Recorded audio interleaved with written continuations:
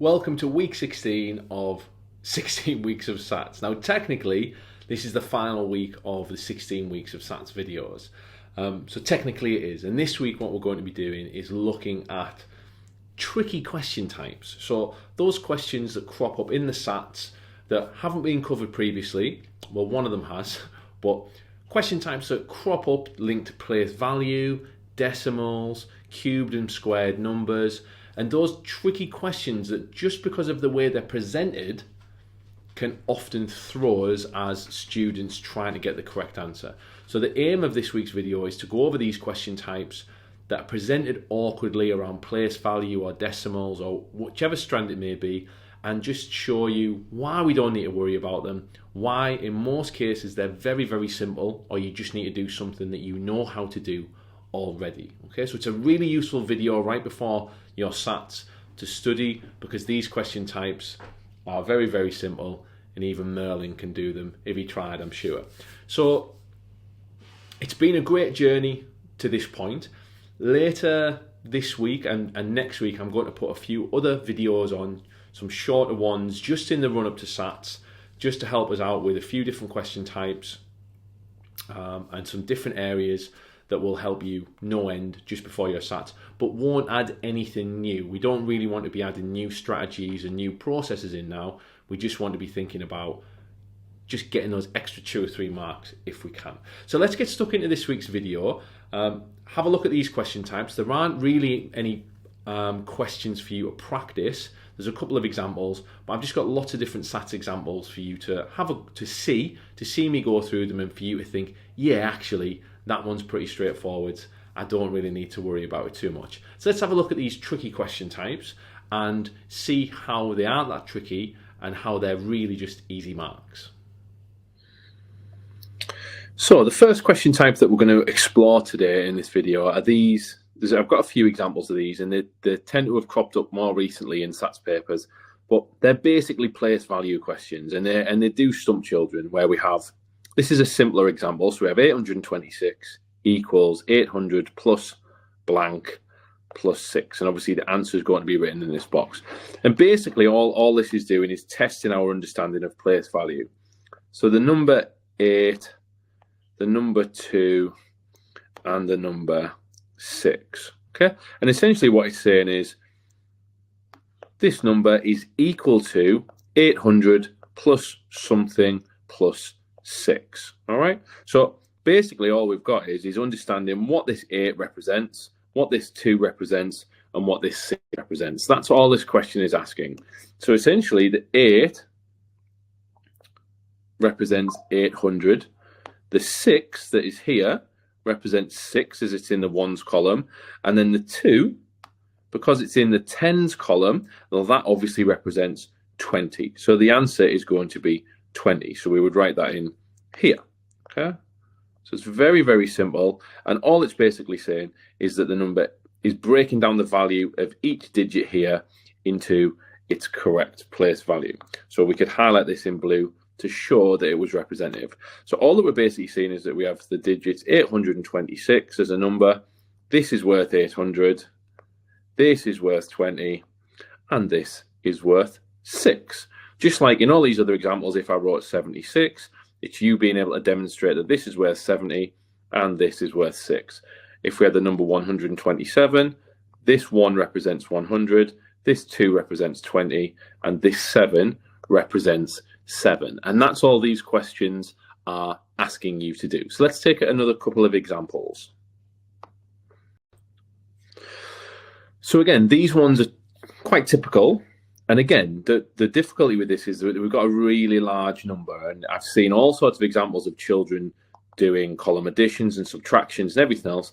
And really, it's just understanding that we have 3 digits of worth in here. We have this 3, we have this 5, and we have this 2. And basically, if we look at these numbers, we have, I'll highlight them off again. So we have the 3, which is representative of 3 million. We have the 2, which is representative of 20. And it's basically saying, what is this 5 representing?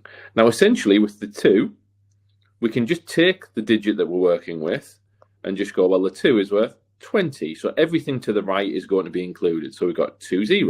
Okay, so that's here, 20. The 3 million, we've got the 3, and then the 3 is worth 3 million. Okay, so that's there. So then the 5 is worth 50,000. So it's basically just looking at that digit and going, that's what this is worth. Okay, so the answer here is going to be 5,000,000. Okay, 50,000. But essentially what the question is asking us is, if we just write that in, change the pen type, it's 50,000. All the question is basically asking us is, what does this digit represent? Well, it represents 3 million. What does this digit represent?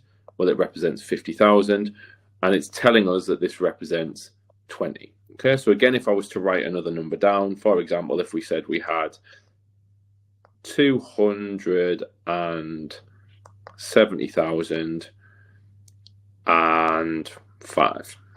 Okay, so there's another digit, there's another example for us. So we've got 270,500, and the question might say something like this, equals box plus 70,000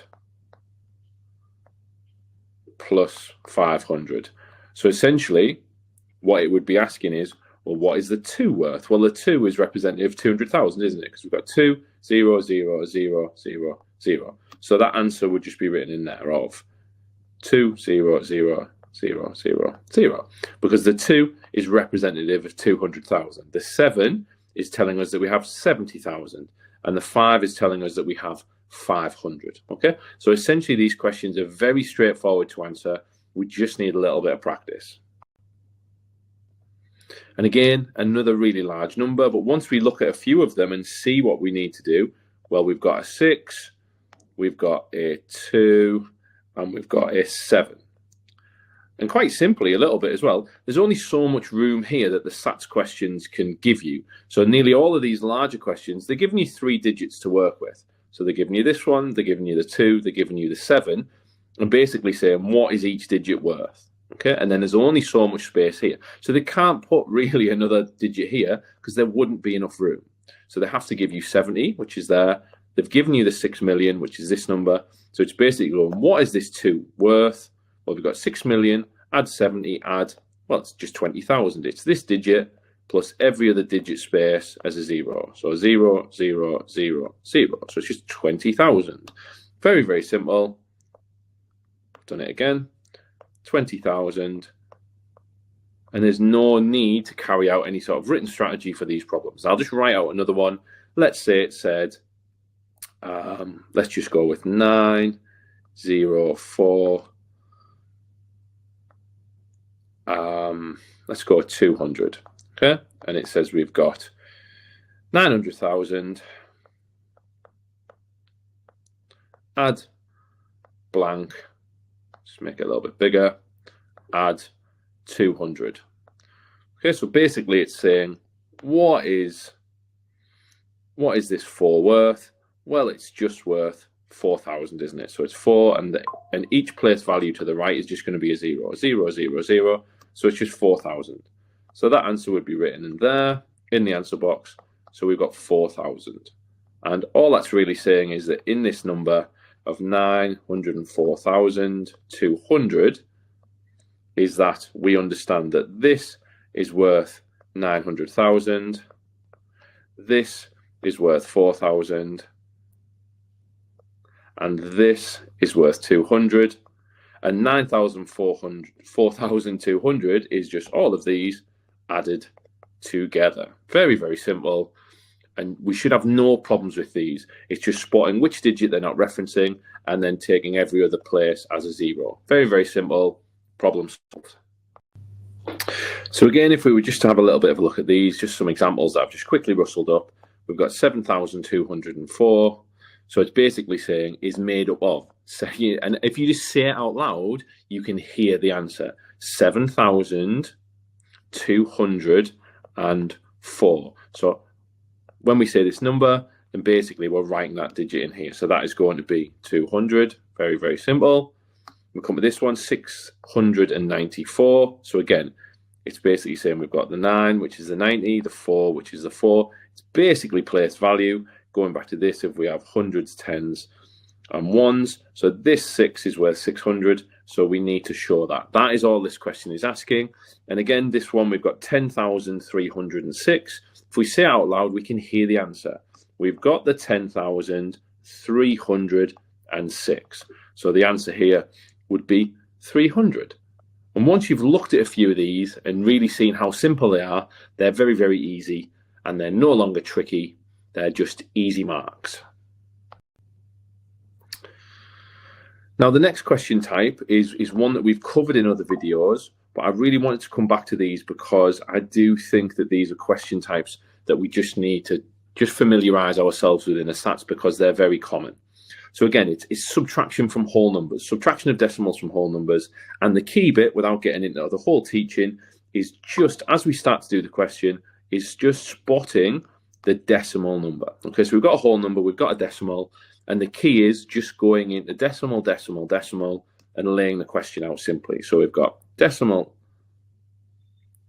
decimal, decimal, decimal, 10, take away 5.4. And with this one, it's quite simple. But when they get more complicated, then this is when this really comes into its own. So we've got a placeholder 0. So then at that point, we would just carry out the problem. 0 take away 4, we can't do, so we're going to exchange along from this 1 over here. So let's do that quickly. So that's going to become 0 and 10. Need to exchange again. That's going to become 9. And the one that we've exchanged along, great. So we've got 10 take away 4 is 6. 9 take away 5 is 4. And we end up with 4.6. So very, very simple. But that all comes from, now, a lot of you would be able to do that mentally. That's fine. In the next few examples, we'll see why we maybe need to do that. But the key is seeing a decimal up here and being able to drop straight into decimals in a row. So I always say they live in the same street, in their own house, in the middle of their house. And what that does is it helps us create place value of the next column here is a 1. We've got a 1, we've got a 10, we've got 100, and so on. So it makes it very, very straightforward. And again, if we just drop straight in the strategy, we see that it's a decimal subtraction question. We get our ruler out, we draw our line, and I'm not even thinking about it yet. I just go decimal, decimal, decimal. 7 is my whole number, 2.25, placeholding zeros, and then I'm just going to exchange along. So that's going to become 6. The one that I've borrowed goes here. We're going to cross that out. It becomes 9. And we get to the starting point. So we've got 10 take away 5 is 5. 9 take away 2 is 7. 6 take away 2 is 4. That would go in here of 4.75. But what we did, which is create place value by creating this structure, very organized. It allows us to create this ones column next to us here, tens, hundreds. And that enables us to really not have to think about it and just go into solving the problem. And again, another example, this is how common these questions are. So I thought it's really important that we go into the SATs being able to do these questions. So again, ruler, straight away, I've got a decimal up here in my subtraction from a whole number. So I go into my decimal strategy, decimal, decimal, decimal, 26. And then I've got 2.012. Placeholding zeros. I'm going to have to exchange, so I'm going to do that now. It's become 5, 10 into 9, 10 into 9. And now I'm in a position to solve the problem. 10 take away 2 is 8. 9 take away 1 is 8. 9 take away 0 is 9. 5 take away 2 is 3. And the 2 is going to drop down. So I get straight very quickly 23.988. So again, we can drop into autopilot there and we can answer this question very quickly. And like I say, these questions crop up all the time.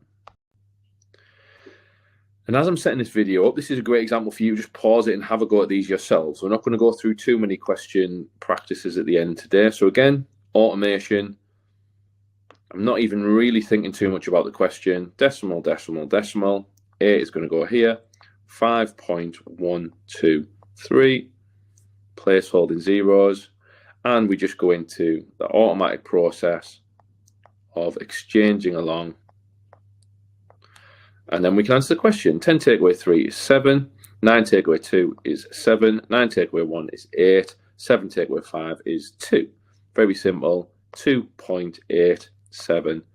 Making sure that we put this answer in the answer box. And again, if you're not confident with this exchanging along, there's a full video on this elsewhere in the channel. If you look at the playlist, and you'll be able to pick up subtracting decimals. Here's another example. So it just goes to show how common this is and how likely you are to encounter this question type. So again, as you can see, I've just gone in and not really thinking about it, straight into just laying it out. 5.738, placeholding zeros, and then I'm straight into exchanging. So that's going to become 5, exchange along, and then I can do the problem. So I've got 10 take away 8 is 2, 9 take away 3 is 6, 9 take away 7 is 2, 5 take away 5 is 0. Make sure we transfer that into here. So I've got 0.262.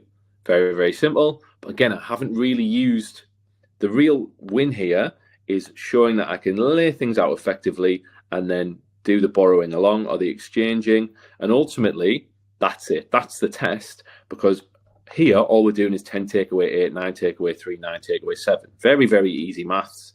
This is all about layout and presentation.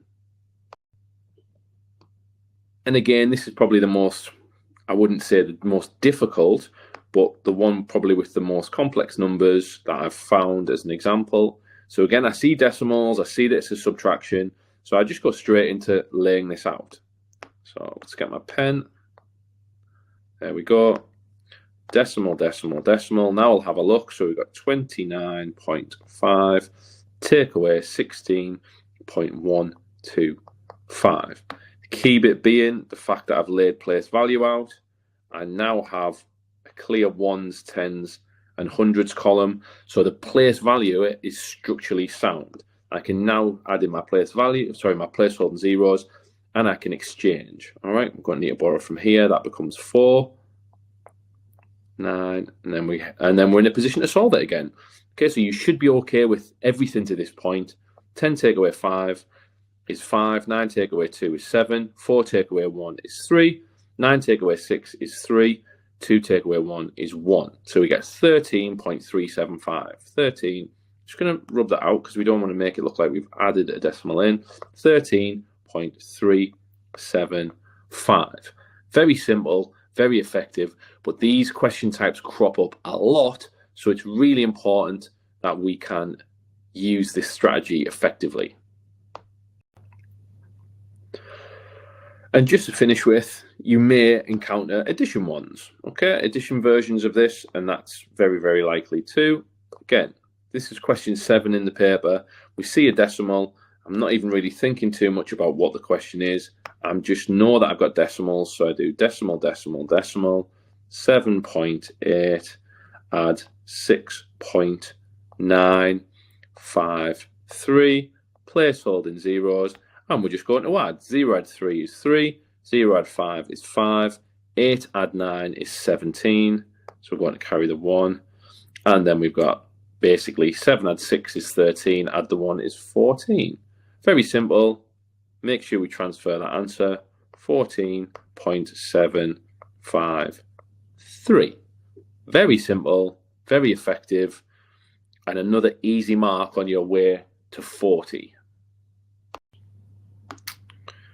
So the next tricky question type, just to be aware of, are these questions where there is a standard fractions question. The only difference is we now have this additional fraction. So there are 3 fractions for us to add. Now, these have been relatively new question types in the latest SATs, but the key is, as soon as we see adding fractions questions, and we've talked about this a lot, is just to think, okay, I've got fractions, I need to look at the denominators. What's the problem? Are the denominators the same? No, they're not. So we need to go on to make the denominators the same. to be able to add. So the easiest thing to do here is to just think, well, what is the common denominator?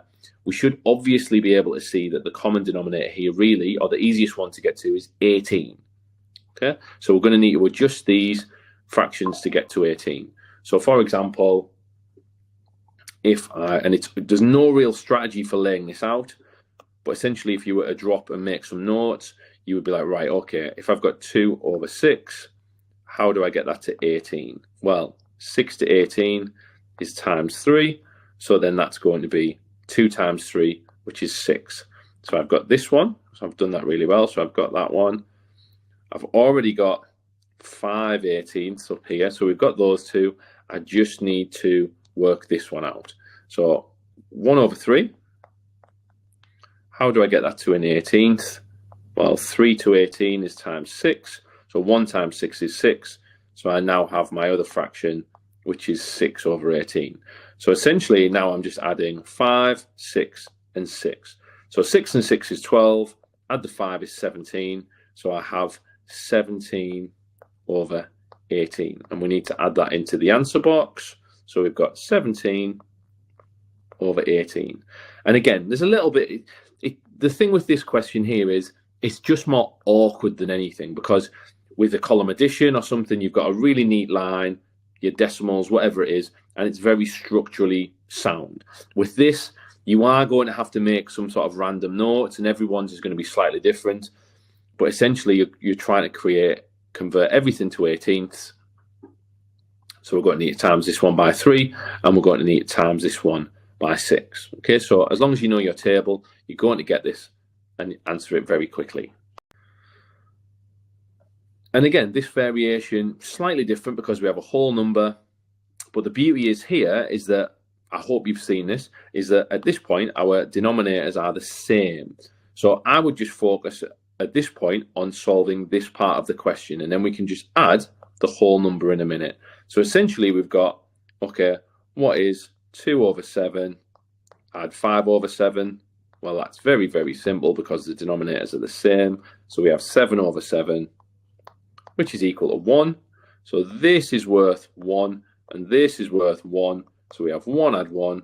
So the answer is 2. And again, it's super, super simple. It's just a little bit awkward, okay? And as you do these questions or you see them, it's just relaxing into it and just thinking this is pretty straightforward.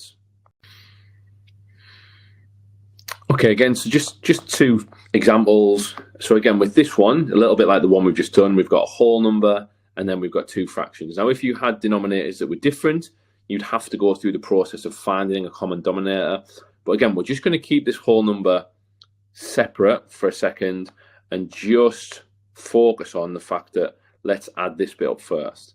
So again, I'm just going to make some quick notes. You've probably seen it's 5/9, but 3/9 add 2/9 is equal to 5/9. So that's very simple. There's no conversion needed. So at this point, if we just highlight things off, we've then got 2 as part of our answer, and we've got 5/9. So the answer, very simply, would be 2 and 5/9. So just write that down. 2 and 5 over 9. Very simple, very easy, and shouldn't really cause us too many problems. And again, the SATs questions are just laying things out a little bit different. They're representing things slightly differently. That's where they're getting the difficulty from. So that's why it's later on in the paper. And again, with this question, as soon as I see fractions, the key thing that I always talk about is what's the problem? The problem here is that these have all got different denominators. So we just need to get them as the same denominator. Very simply, I would assume that straight away you can see that the common denominator is 12. So I would very quickly be writing it out like this, thinking, how do I convert everything to 12? Well, this is already 12ths, so that's going to remain. How do I get 6 to 12? Well, it's times 2. So I would do the same to the numerator. So 1 times 2 is 2. How do I get 4 to 12? Well, I would times that by 3. So I'm going to do that to the numerator. 2 times 3 is 6. Okay. So then very simply, I've got the situation that I want, which is 3 fractions where the denominators are the same. 6 add 2 is 8. Add 3 is 11. So really simple. We've got 11 over 12. And if there was a SATs question, there would be a nice blue box for us to write that in, and we would get the mark. So again, although these can look really tricky, and they seem to be more common in recent SATs papers, if you see them, we don't panic. We just make a few little notes that we've made on lots of other question types, and we get the answer really quickly. And this is the final tricky question type, is just not to get confused that when we have cube numbers, and all this cube number really means, it's very simple, is 3 times 3 times 3. So we have to go through the process of multiplying it. So essentially, 3 times 3 is 9. Okay. So then we've got to do 9 times 3, which is 27. So the answer would be 27. And these are very static facts. So if you had 4 cubed, it would just mean 4 times 4 times 4. All right. So again, you would do 4 times 4 is 16. And then in your head, you need to do 16 times 4. If you couldn't do that, I'd be just doing some quick jottings of going, well, 16 is made up of 10 and 6. So 10 times 6 is 40. 6 times 4 is 24. I would add them together, and that would get me my 64 really quickly. All right. So again, with the SATs questions, I can't imagine they're going to go much higher than 3 cubed or 4 cubed. You might get a 5 cubed. I think it's unlikely. The other one to consider is squared numbers.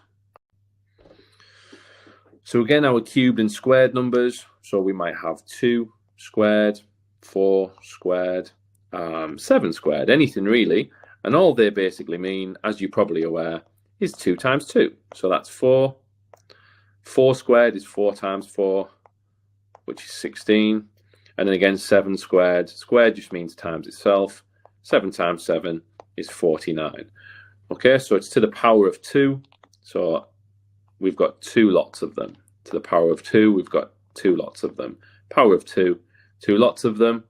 And then when it comes to cubed, if you had the same examples of 2 cubed, 4 cubed, and 7 cubed, whoops, gone wrong there.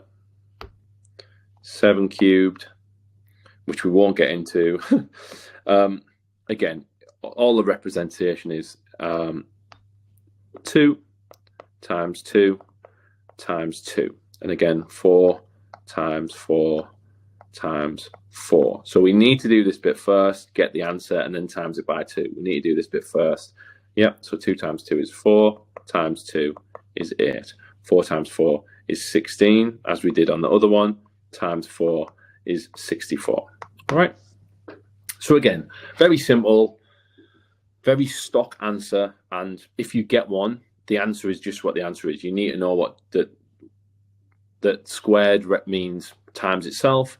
So 2 times 2, 2 cubed with the number 3 just means 3 lots. Very simple, but don't get caught out by it. And the final tricky question type, and I looked for this example and I couldn't find it, and it may be that it was in a sample paper, but I feel like it wasn't. I feel like it was maybe 2018, but I couldn't find it, so I've written some examples. I've only ever seen this question type once, and it's through a lot of children, but basically is when we get a question type where it says 23% times 410. And this threw, when it came out years ago, this threw lots and lots of children. And some of you basically just need to remember, as you can see me highlighting off, that if it says times, it basically just means of. So it's just a percentages question. All it's saying is what's 23% of 410. So we would just need to find 23%. So whatever your strategy is for finding percentages, you would do that. Okay? Very, very simple. I know a lot of you will drop into multiplying and dividing. So a lot of you, we would see something like this. So let's go through it. Just get rid of that. So with a lot of people, we would see 410. Let's lay it out a little bit better than that. 410 times 23, placeholder 0. So we would do 3 times 0 is 0, 3 times 1 is 3, 3 times 4 is 12. Then we would get 2 times 0, 0, 2 times 1 is 2, 2 times 4 is 8. That would get added up. So we have 0, we have 3, we have 4, and we have 9. And then we would get everything divided by 100. So that everything would get shifted along 2 places. So we would get 94.30. Very, very simple. Just going to double check that on my calculator just for a little bit of quality assurance. So we've done 410 times 23. That gets us 9,430 exactly. Then we're going to divide that by 100. So that gets us 94.3. Good. And then again, 53%. Most of you would probably do exactly the same again. I'm going to give us a little bit more room if I can. No, we can't. So again, if you see this question type, it's just a percentages question. We don't really need to panic. So we've got 164 times 53, place holding 0. 3 times 4 is 12, carry the 1. 3 times 6 is 18, add the 1 is 19, carry the 1. 3 times 1 is 3, add the 1 is 4. 5 times 4 is 20, carry the 2. 5 times 6 is 30, add the 2 is 32, carry the 3. 5 times 1 is 5, add the 3 is 8. So again, we're going to have 2, 9, 6, 8. And again, everything's going to get shifted along 2 places to the right because we're dividing by 100. So divide by 10, divide by 10. So again, that's going to be 86.92. So 86.92. And again, I'll just double check it on the calculator. 53 times 164 is 8692. Yep, divided by 100, that's going to give us 86.92. So again, obviously I've took these into a bit of into the percentages strategy that lots of you prefer. But essentially, the key bit here is if we see a question where we've got a percentage up here,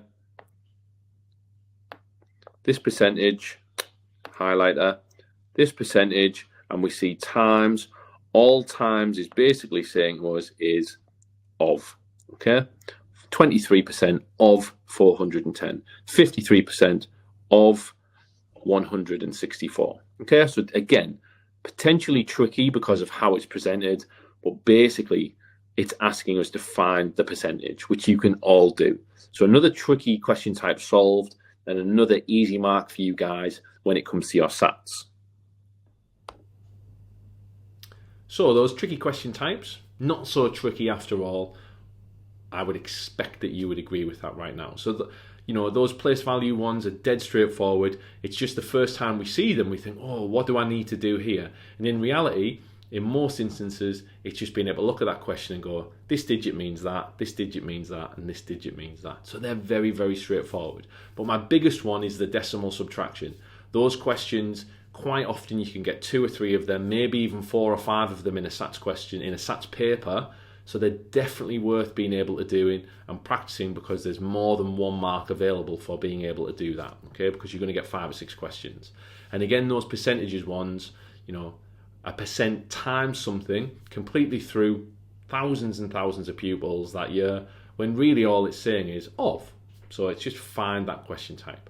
So again, I know this week will have been useful. Leave some comments for me. And I know this is right at the end of the series. Next week, I'm going to drop 2 or 3 shorter videos for you to just help you run into your SATs and relax into what should be an enjoyable week because you know how to answer a lot of these questions. And it'd be great to hear when the SATs marks come out, how you get on with those. And the only thing that I ask of you now, just before we finish, is please make sure you like the video and please subscribe to the channel because it makes a massive difference to me, helps me make more videos as we move forwards because there's lots more to come as well. So thanks very much. Good luck with your SATs in a couple of weeks and make sure you smash them. And the key thing is don't worry about it too much. Do your best, and then afterwards the best thing to do is just forget about them and get on with enjoying what should be a really fun and enjoyable end to your Year 6 journey.